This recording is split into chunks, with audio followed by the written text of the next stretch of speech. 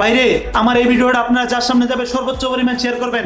যারা প্রতিবাদ না করতে পারেন শেয়ার করে প্রতিবাদ করেন, যেন প্রশাসন এবং প্রবাস কল্যাণ মন্ত্রীর চোখে পড়ে।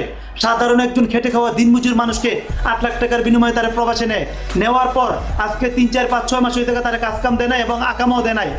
যখন সাংসারিক চাপে রেনে দিনে অভাবে যখন তার কাছে গিয়ে কাজ চায়, তার এইভাবে নির্যাতন করে মারতেছে। নসিবাল আজকে মানুষগুলো ছিল তাই তারে মারে নাই, তা না হলে তারে জিন্দা মাইরে ফেলাইতো। আর যেই সকল বান্দির বলা তোরা ভিডিও করছ এবং তোকে চোখের সামনে তারে মারতেছে, তোরা প্রতিবাদ করস নি কেন? তারে ধরে ইচ্ছা মতো ফিটাইতি ধরিয়া। প্রবাস কল্যাণ মন্ত্রীর কাছে আমার আকুল আবেদন, এই রকম জানোয়ার যে কোন দেশে প্রবাসী আছে একটা একটা করে খুঁজা এই বান্দির পোলা করে ডাইরেক্ট ক্রস ফায়ার করিয়া আর সৌদি আরবের রাজার মতন গর্দান দিয়ে তাদেরকে মাইরে ফেলান।